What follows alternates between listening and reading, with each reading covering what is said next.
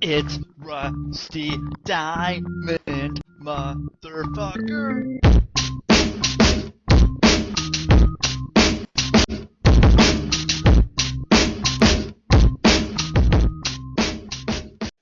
Oh, look at that. Yo, man.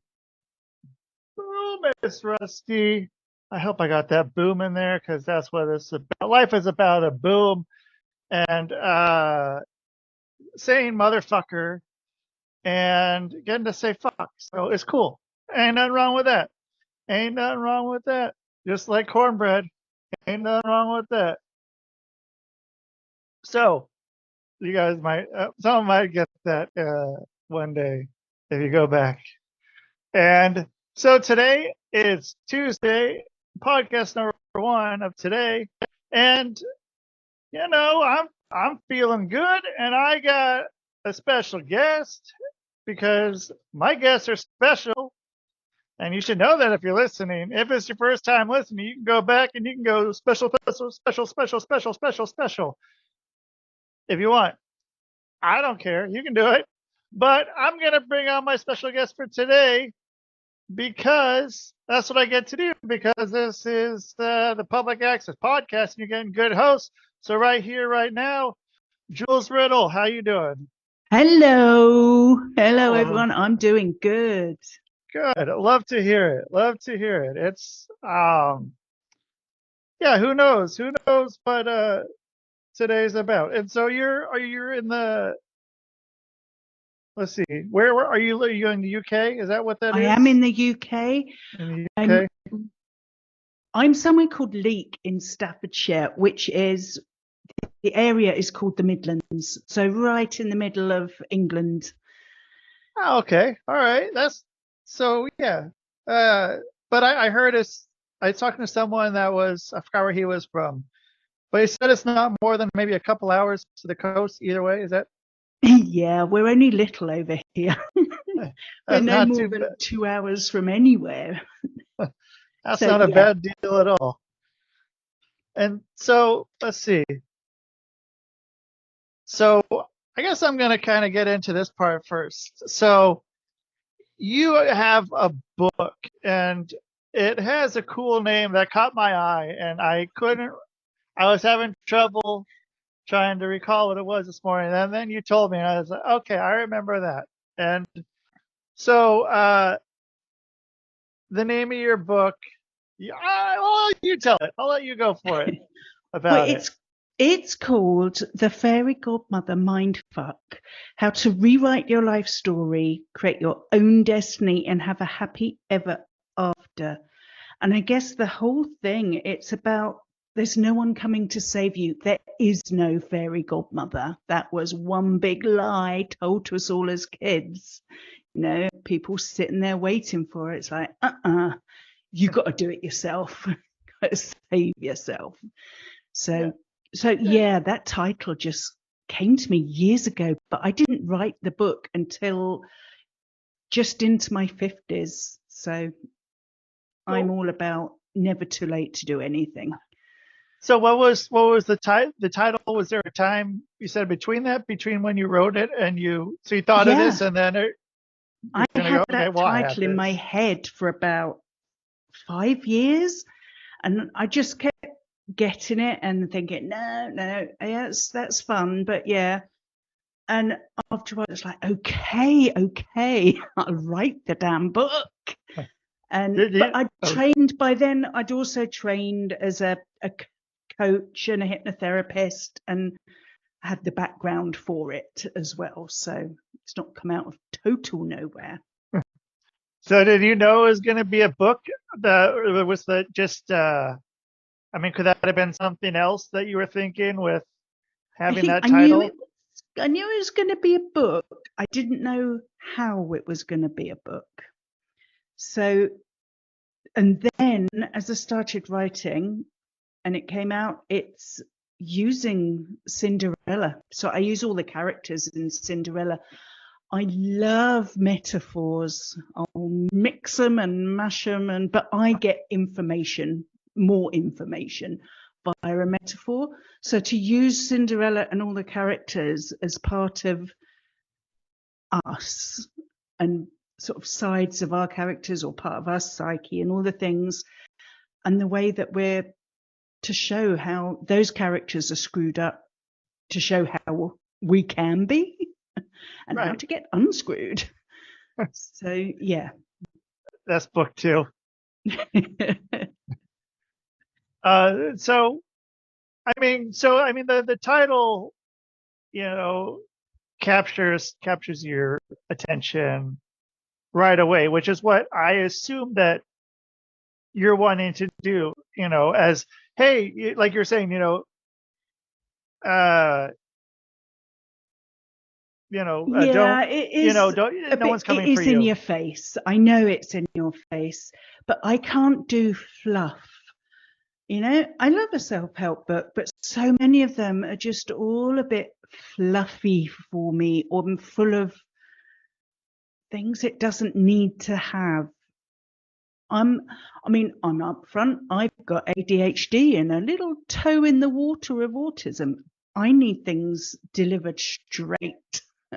And sometimes that may be, the language may be straight, but it means it's heartfelt and passionate. But it means also that it's written that way.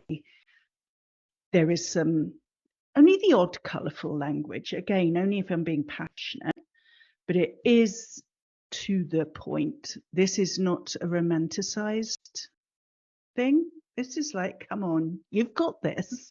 We all have. We've already got this. We've got our own magic and everything. We don't need any sit around waiting for either the fairy godmother or a prince. So he's got his own issues. Who goes around chasing after women that he wants to marry, and he's danced with her for a couple of hours? It's like, what the hell? Yeah, who's this fucking guy? What's wrong with him? Yeah, something's not quite right. But who's we do thinking it all that? ourselves. Try on your own slippers and things. Yeah, and so people. It's like, so your book's like not, because Cliff's Notes wasn't really, to, get right to the point of things. But with some of those books, it's not going to help anybody kind of sugarcoating. It might help some people, I guess, that need the sugarcoating to be able to deal with it. Sometimes, if you can have the same sort of message but written in many, many ways, that's brilliant, because there's many, many of us out there, all different types. Some people will want the really softened version. Right. I needed humour. I work better with humour. So there's humour in it, and then obviously really serious stuff. And at the end, and it short and sweet. How it's delivered is short and sweet. Again, that'll be my own issues with the ADHD and everything, that I need things short bursts. Yeah, okay, I get that. And put in layman's terms, I've always worked in layman's terms. So I used to work with doing youth work with kids, like kids on the streets and things. So the real hardcore ones that didn't want to go anywhere. And you have to work with them in short bursts, but to deliver important messages in their sort of way. So how to change, or to say this right. I can see the irony of stumbling over how to say, how to deliver things really clearly. And she stumbles.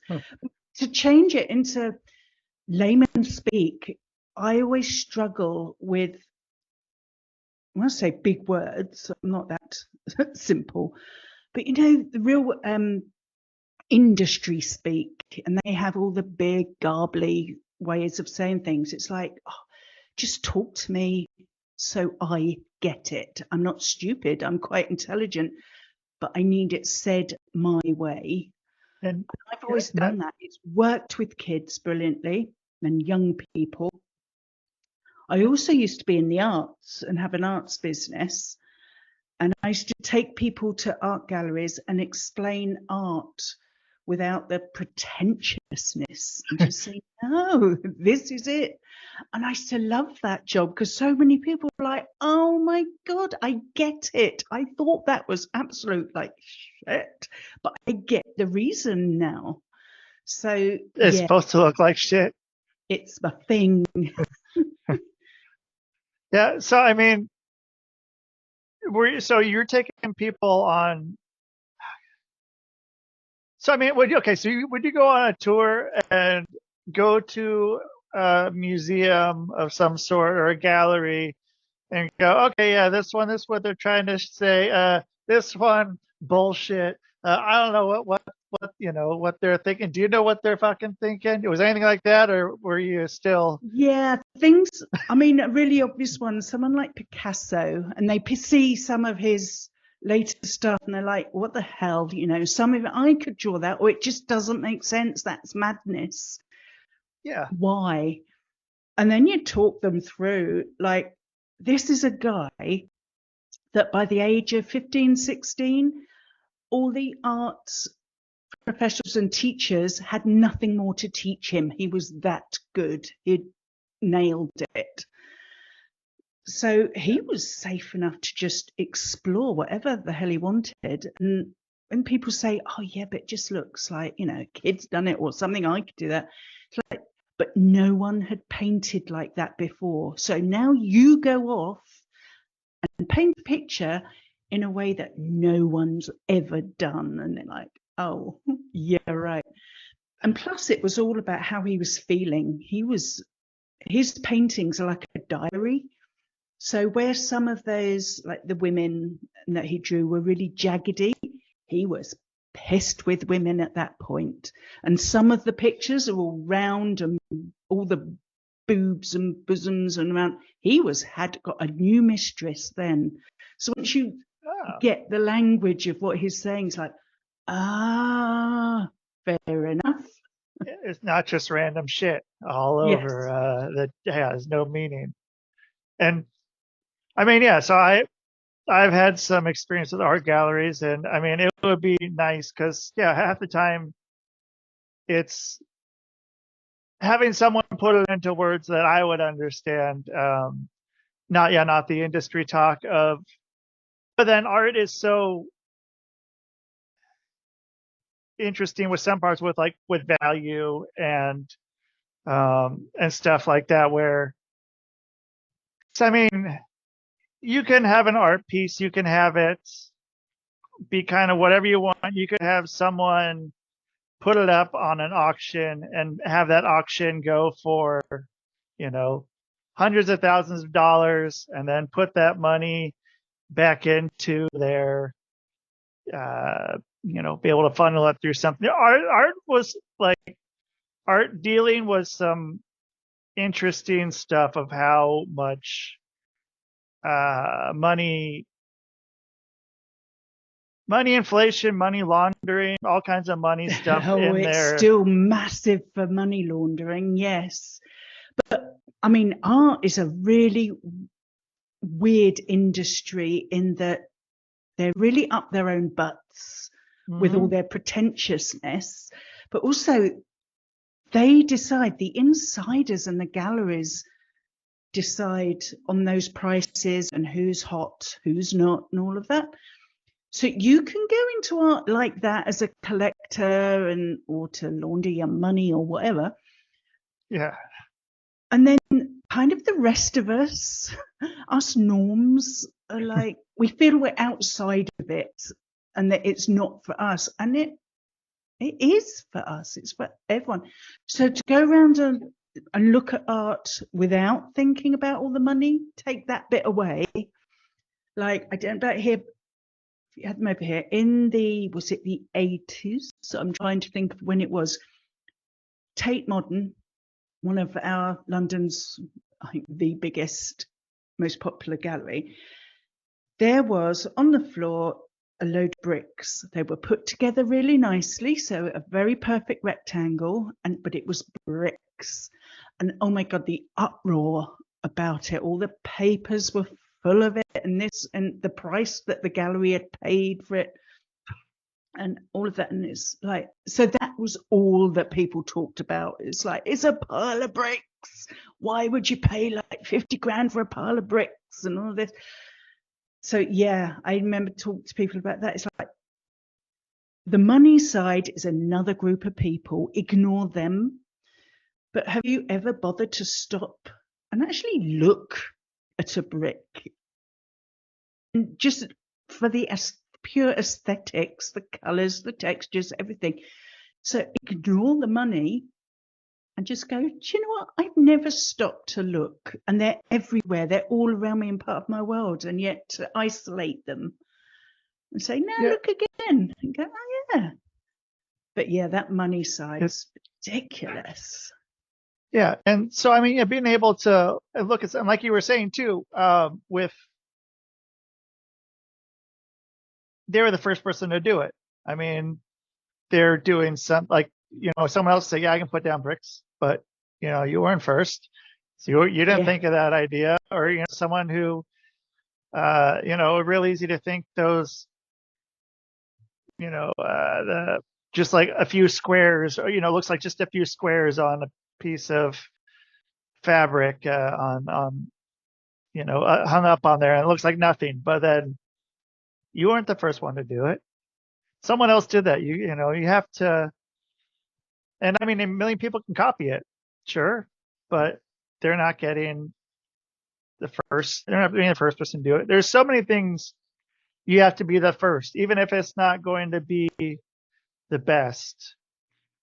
I mean, being a pioneer of kind of anything, you got to set the ground rules, and then people can that is change it. So cool to have in all areas of life. Anyone that is a pioneer is, yeah, just absolutely brilliant to be able to come away from the group thinking. Because obviously, as a coach and everything, that we learn all that, and why. I mean, it's in the book too. Why safe is good, because you want the tribe to accept you. So staying with the tribe and doing whatever the tribe thinks. So to go out of that and do something completely different, whether you're painting, drawing, or just saying, look at that brick. No, actually stop and look at it and risk the ridicule, because there is always going to be ridicule. So whatever you do to step out of your comfort zone or other people's, even if you stayed safe, people will be taking the mickey. Do you have that expression? No. Have I gone all British, taking the mickey? Not that I know of. But so what is that? It's ridiculing. Okay. Right. It's probably a bit of slang. Oh, shall I teach you some slang? I mean, why not? The phrase is called taking the piss, and it's you're ridiculing someone. But it actually comes from, oh wow, this is going off on a tangent. It comes from the Middle Ages, when people who dyed fabric and wool, to set the dye, it would be soaked in urine. Oh. We didn't have inside toilets in the Middle Ages, 1500s and whatever. People would have buckets and everything. And the dyers would come and collect the piss. They'd take the piss, but they were taking it to dye fabric and things. But it wasn't the most fabulous job, come around. And somehow that, to take the piss, became to be ridiculed. Hey, look, you're getting some weird UK history. Yeah, that's what I have to stop and think. It just occurred to me that you may not have that expression, but no, I don't have a tech, but now I do. Education. Now I can talk about, you know, being able to have ones like that, being able to have take the piss. So somehow taking the Michael was adapted for people that didn't want to say the word. Hey, back in the Middle Ages, words like piss were just normal everyday language. They were not a swear. Yeah. And I mean, I guess now maybe maybe sometimes, but you know, on here it doesn't matter. You can say whatever you want on here. And so, I mean, have you like, okay, so you were writing a book, but so were you into art? Were you doing art before as well? Is that something you ever went down that avenue, or are you more into the I aspect of just showing people your perspective No, on it? I was a professional portrait artist and a community artist. So I'd go and work with groups or do public art and that. At school, the thing I was best at was art. So at school, they're like, go do art. We can see you're good at that. So I'm like, okay. Nobody thought to say, hey, do you want to do that for an actual job? Because I'd have gone, no, I like art, but I don't know about it as a job. But I followed through what everybody told me to do. So I went to art college and became an artist, did those things. But actually, after many years, I was like, do you know what? I love art. I need but it's creativity that I love. I need that in my life. So I started to drift and do the talking about it and sharing it. But the actual painting, I now only do for pleasure. Because, yeah, I don't know why I didn't like doing it professionally. I guess doing portraits, to me, it was just copying. It wasn't creative. I was copying what was in front of me. So what would you do that would be a creative piece? Like something that would it be something that was more abstract, or something that, you know, you're coming up with, or, you know? I like colour, so I'd probably still do the odd portrait and things, but not probably how I assume people want them. So I use colour and just fascinates my brain. Again, Yeah, here's the old neurodiverse brain coming out. I just like, ooh, dopamine hits with blast of colours. I can see on your wall, I'm like, ooh, I love the colours. that's why I have So them. I don't do natural skin tones and everything. People are often bright yellow with pink hair and everything. So that pleases me. The odd person did like that and want to buy that, and I could have probably pushed it. But there was something about the actual arts industry that I'm like, it does not I work for me.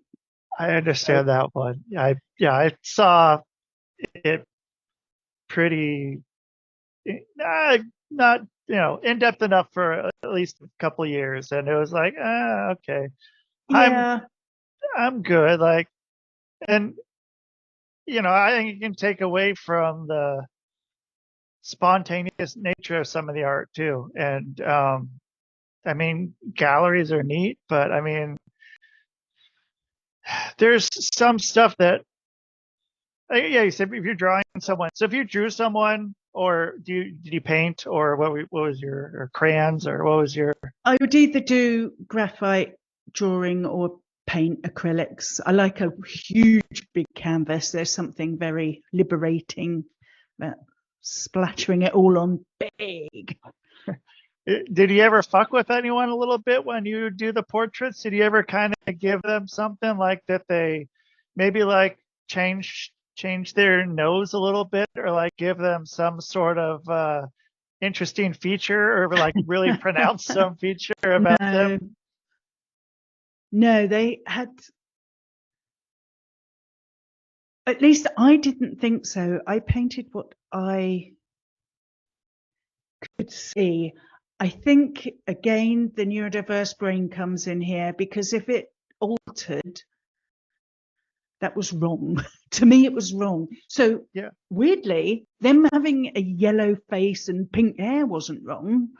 But if the line or the shape wasn't right, then like, yeah, that doesn't compute. sure.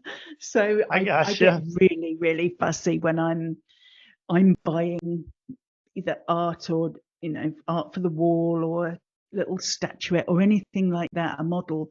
If it's not completely correct, I get so angsty. It's like, especially in drawings, it's like, no one's arm can do that. That's ridiculous. But yeah, make it bright yellow or pink. It's like, yeah, I don't see a problem with that. That seems okay. Yeah.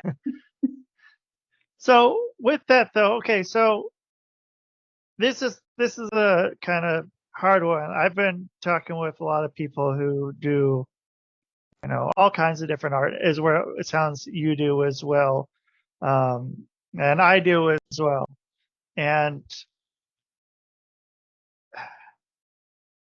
where are you with AI generation of art, and how much, how much does it affect you, and how? It doesn't. It's a huge question because everything's context. It's like, it's fun. It's probably fun to do, and people that can't draw. I don't like that term. I paused then because I feel everyone could be taught to draw. Some people do have the natural ability, but I'm very much like, you can be taught it. Like, okay, you can't speak French right now. I can teach you. I can teach you to draw. But ignoring that bit, I might take you some up on that. people are very much like, no, I can only draw a stick. So AI, I'm fine with, because it helps people create. So in that bit, brilliant. Love it. Anything that will help someone and they will feel creative. So it will now depend on your questioning, whether you mean where it comes into the commercial side of it, the whole intellectual property side of it. And there's a whole range of stuff that is like, well, that needs sorting. The trouble is with anything that comes along like this, technical wise, is it comes quick, and it comes quicker than all of the, wait a minute, what either legalities or what are all the moral issues around this. It comes in quicker than that. Yeah. And people need to have a think about that. But as a source, a way of helping people to just be creative, brilliant. To me, it's very obvious at the minute. The bit that I think it both scares me and excites me is AI in the film industry and in advertising and all things like that. Because we can still spot it at the minute. There's just something in our heads where we look and see it's not quite real. Yeah. That's going to go real quick, and we will not know what's real and what's not. Then things get scary and exciting. Can you imagine what you can create as a film, but it's also really scary what AI. Yeah, this is a whole massive chat anyway, isn't it? AI in general. It's like, if someone as awesome as Stephen Hawking was like, we should not be going here, it's like, whoa, what was he scared of? Right. I want to know, if he says no, what am I not understanding? And if we're getting it now, whomever higher than us has had it for, probably a decade at least of, being able to, understand what's going on with it, and, learning from it, and it teaching us in a way how to work with it. And I think with the art, or, with music, being able to, make music, like I want a song that's going to be this tempo. I want it to sound like it's a mixture of this artist and this artist, but in this sort of style, make it about 3 minutes long. And then a minute later, you have a song that would, take someone, however long, maybe a day, maybe a month. But then also, like what you were saying, like there's someone who, has no musical talents, or you were saying like you could teach them, but there's a learning curve, and to be able to, they can hear and see something in their head, like with art too, with drawing or painting or anything of that nature. You can see in their head, but don't know how to put that into your hand and into your arm and into your tool of sorts to get it onto the paper. But wouldn't it be cool if there was some way that I could do that? I wish I could do this, but I don't know how. And yeah, with writing too, and like writing anything, writing books, writing screenplays, writing plays, writing short stories, writing kid stories, writing blogs, writing hypnosis scripts.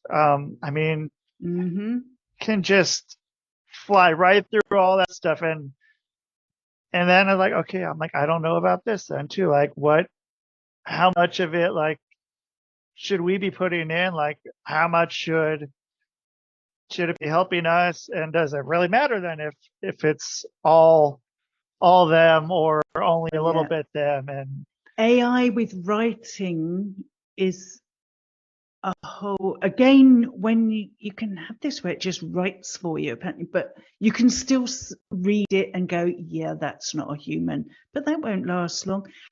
Yep. But the trouble is, you can't uninvent these things. It's happened.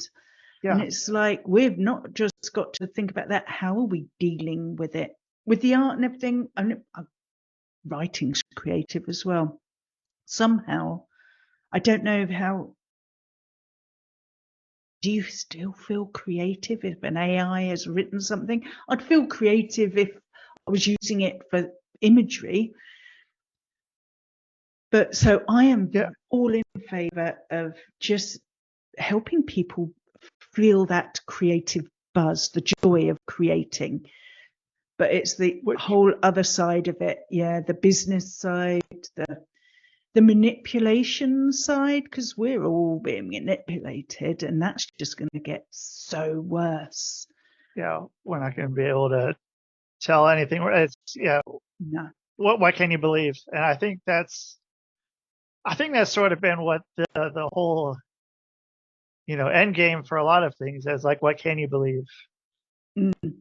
Yeah. Who knows? So the dark side of it is AI, when it becomes involved in politics and all of that, is like, oh, we're screwed. So we need to be teaching how to think for ourselves again. Isn't that a bizarre situation? Yeah, or how to how to better yourself, because no one else is going to do it for you. Yes. Nicely done there. I know. So when you were with that, was it? And then I also like asking this question. So when you thought it up, you had the title. Did you start taking notes? Did you write an outline, or did you just start writing it? I started by what I wanted to say. What was my message? Yeah. And it would be the same with, I guess, my coaching, everything. You go, where am I starting? Where do I want that reader to be at the end of it? And then I had, because I just did this in my dining room on the table, and I happened to have, as you do in the loft, it was a display unit, but it was like for shows and things.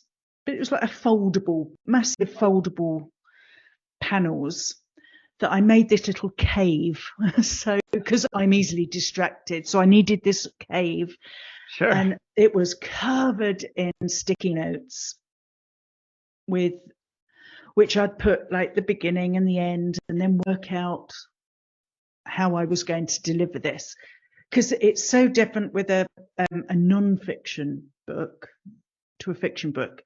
So I need to have very easy to follow paths, because it's utterly pointless if people don't know what the hell I'm on about. And also that I don't show them how to do something. I need them to understand the concept and then show them how to work with it. Because I'm full of like, the brain is like a computer system. That's massive. And from the moment you're born to actually between 0 to 7 years old, you're just taking in information everywhere. You're like this blank computer system that needs all of the coding. So it takes in everything around you, whether you see it, hear it, touch it, all of the things.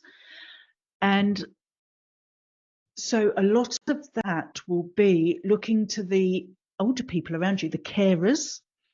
Now, if they're already a little screwed up, you're getting malware delivered. It's not true, or, you know, beliefs that are like, no, that's not true.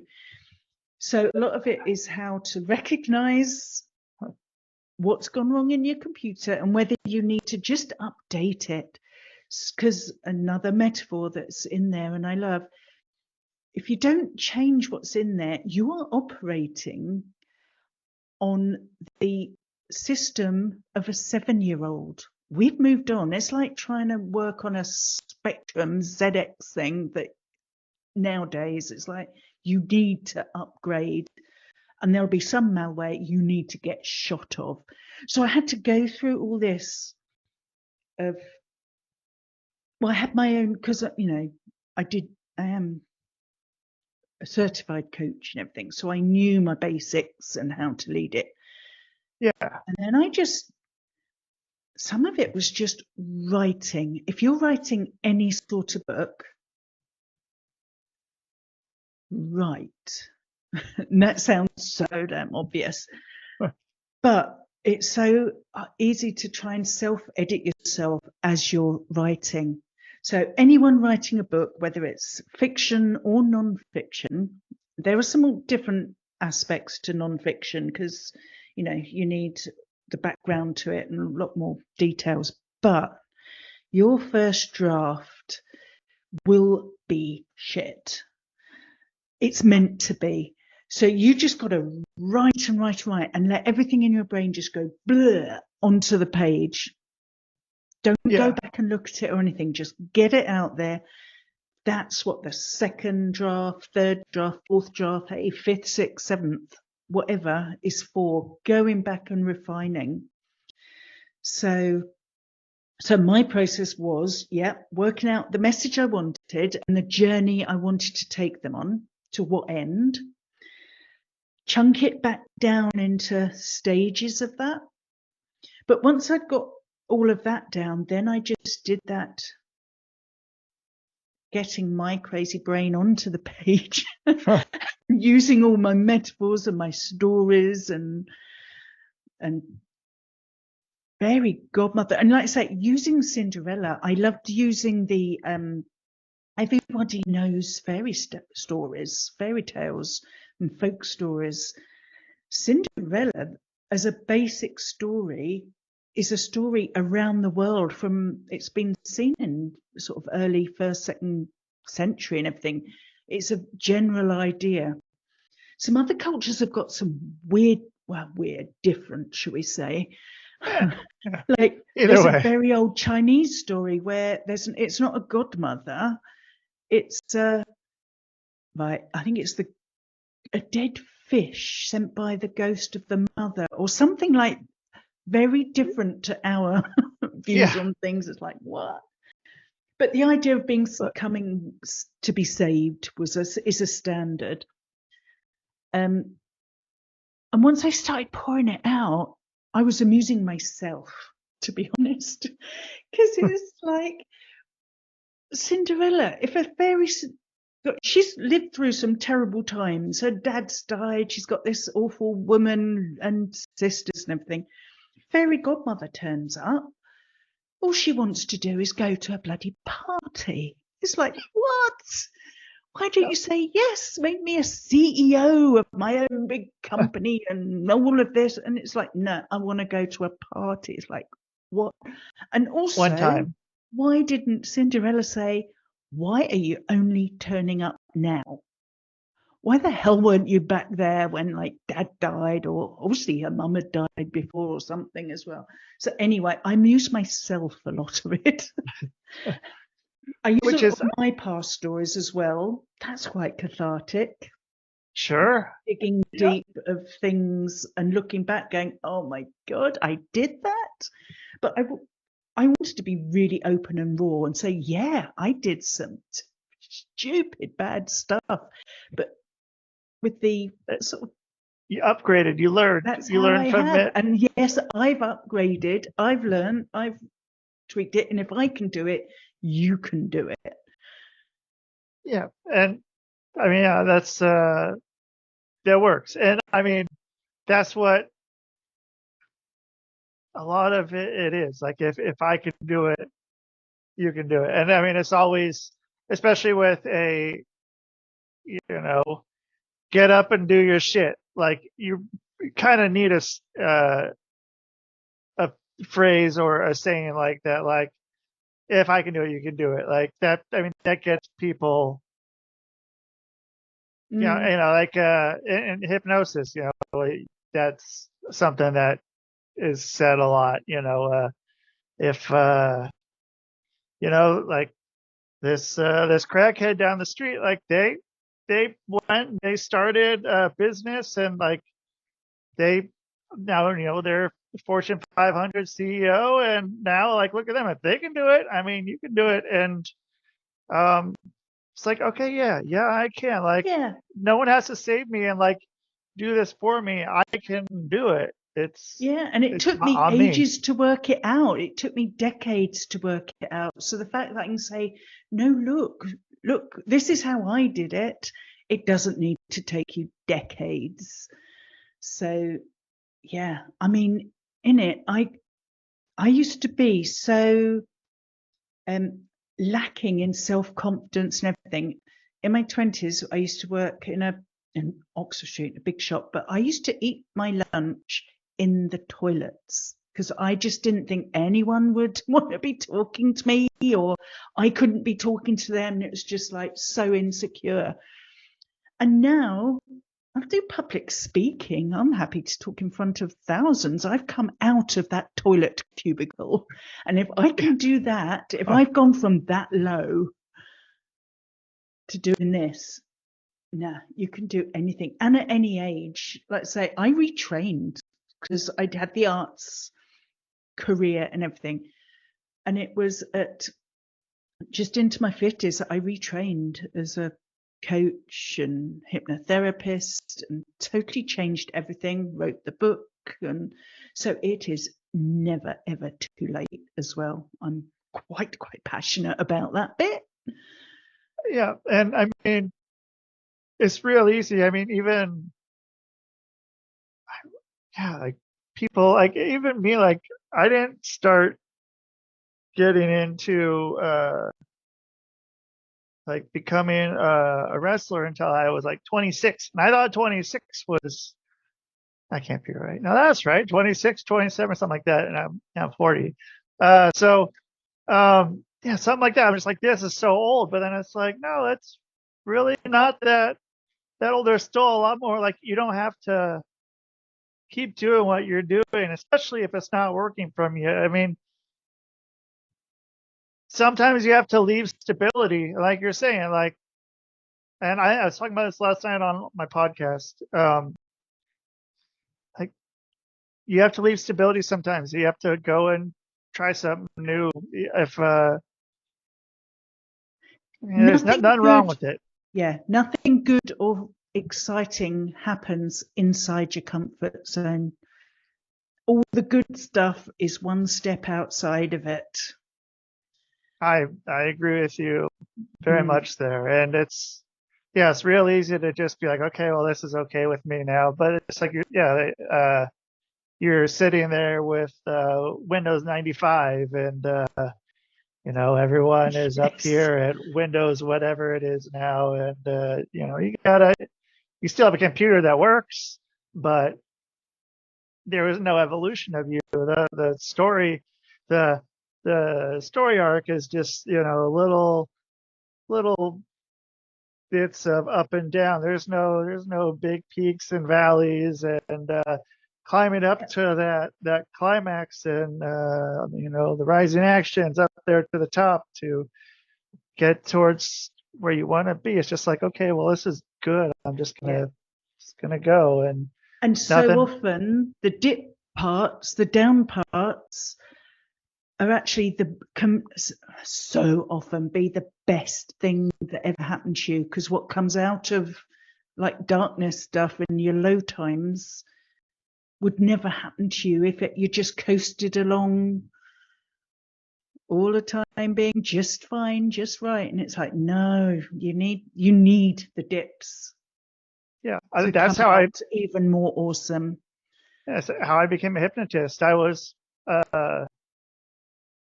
I ended up busting my knee, so I couldn't wrestle anymore, and I got super depressed. And I was like, well, I'm fucked. I'm just gonna sit here all day and just, I'm broken. But then, went, got out of my comfort zone, talked to a therapist, and she gave me a book. And, one of the things in it was to be a hypnotist. And I was like, well, this would be interesting. And stepped out of my comfort zone and got into that. And like, if I wouldn't have busted my knee, which I thought was the fucking end of everything, I wouldn't have gotten into doing something that You I'm absolutely good at. love I and are mean, really good at. Yeah. I was fucking terrible at school. I barely got through any of it. I barely got through middle school, barely got through high school, barely got through college. But then it's like I was top of my class. Like it was something that excited me, and I enjoyed it. And I was like, okay, well, not. Here I am thinking like everything just kind of sucks, and like it's like, okay, well, it's just kind of what life is. But nope, there's something else. There's something else. Go if like you said, if you can do it, anyone can do it. If I can do it, anyone can do it too. And I mean, I I am thought, I am hugely passionate, and I really always pushing and going on about journaling. Journaling is the most powerful thing you can do, and it's just writing. But if I've had something like shit happen to me or something's gone wrong, I am putting on that journal is like, what am I learning from this? There is nothing. You'll always get something out of it. So however bad something is, journal that. What am I learning from this, and what am I taking from it? Best one. So all the downs are positive, weirdly. Yeah. Well, I mean, it's just changing your mindset. Just understanding. It's like, okay, this doesn't have to be the end of the world. This is great. This is, find something you can learn from, and you should be able to find something. At least find one little thing that you can learn from it. And so then, one other question I wanted to ask was, so when you're writing or you're journaling or whatever, is this in a special notebook you have? Is this on random pieces of paper? Is this in like a yellow lined notebook? Is this on your phone? Is this on a computer? Is this a chisel and stone?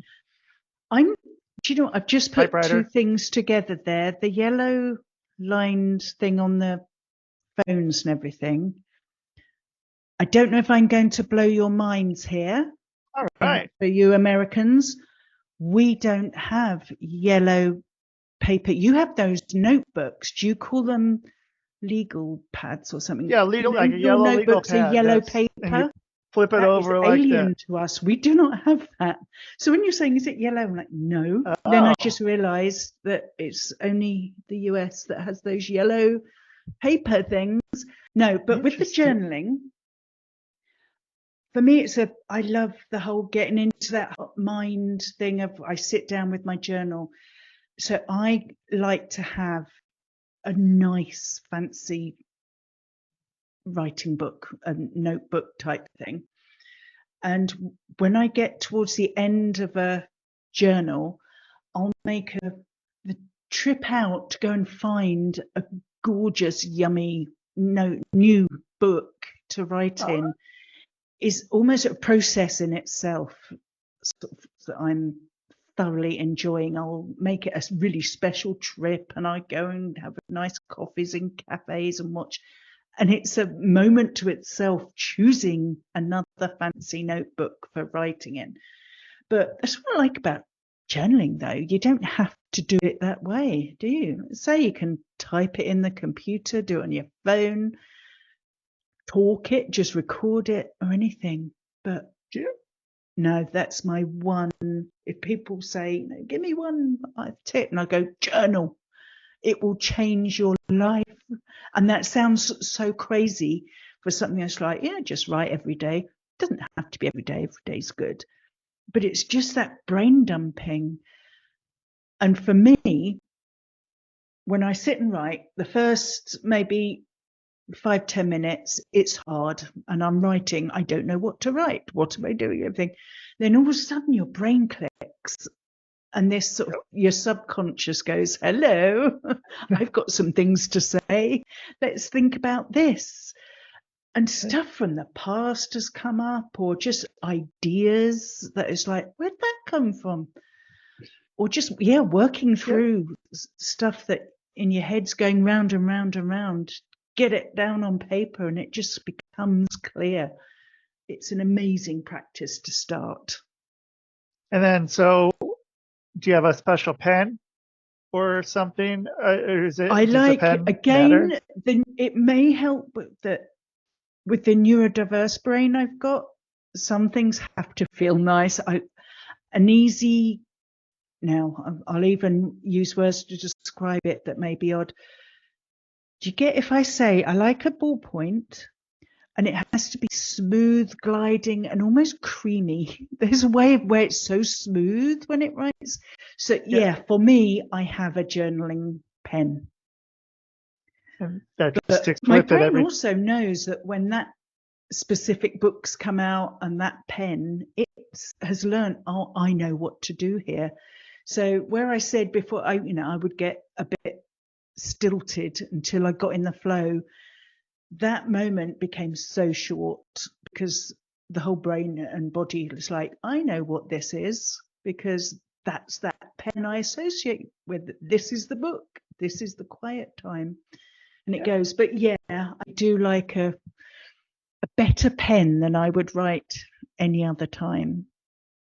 Even for making my notes for my book, it's a better pen for my journaling. It's almost, I'm not religious at all, but it's almost a sacred time doing my writing, my time, for me alone. And for many of us, that is super special because you're so busy doing everything for everyone else.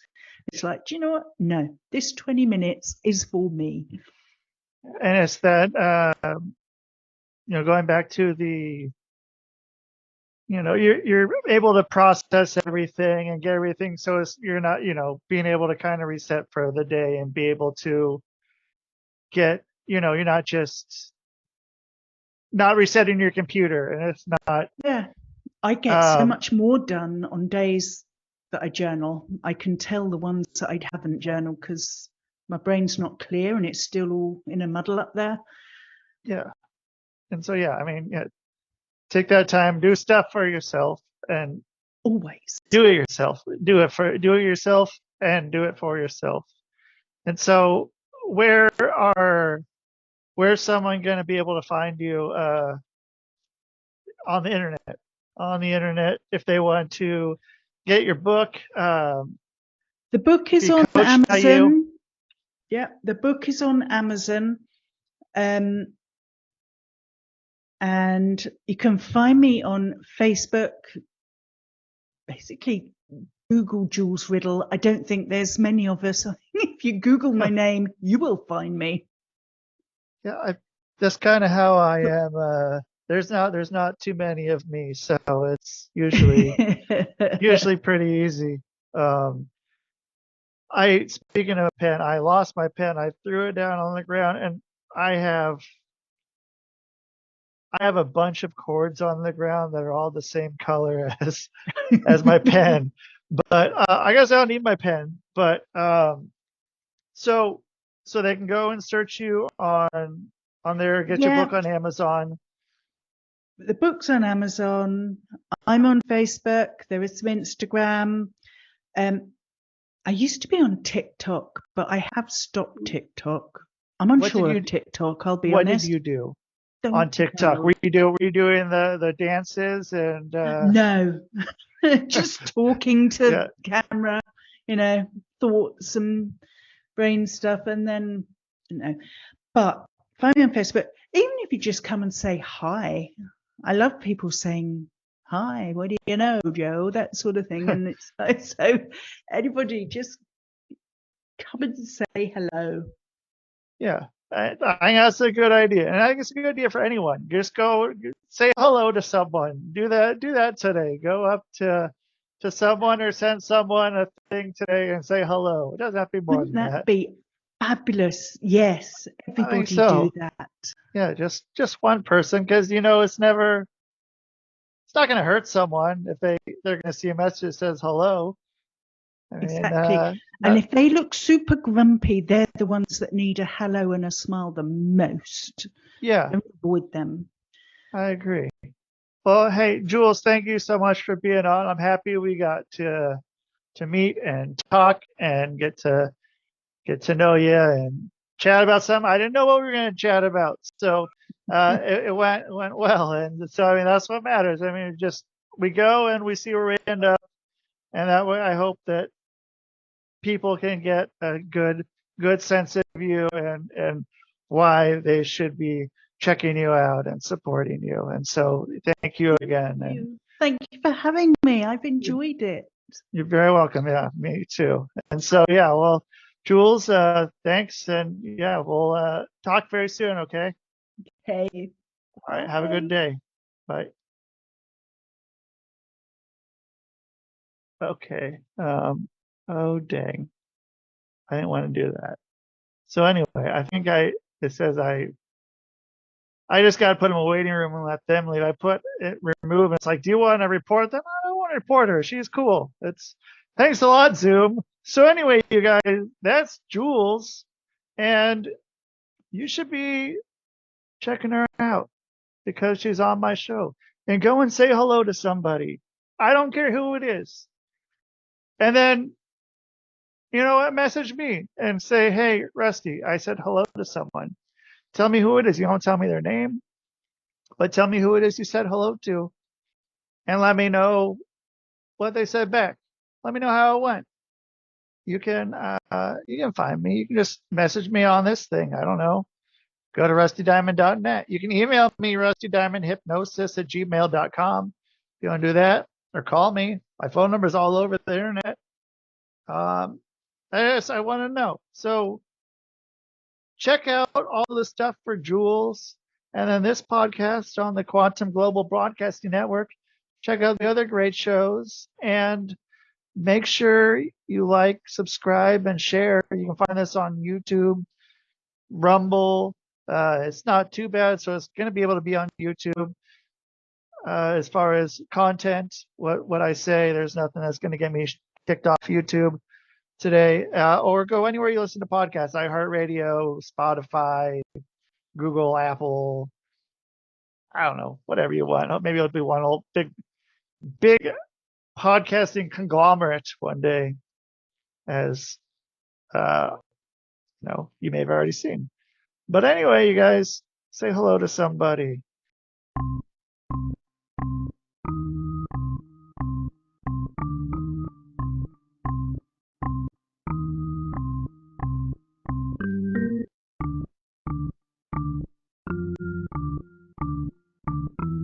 It's Rusty Diamond, motherfucker.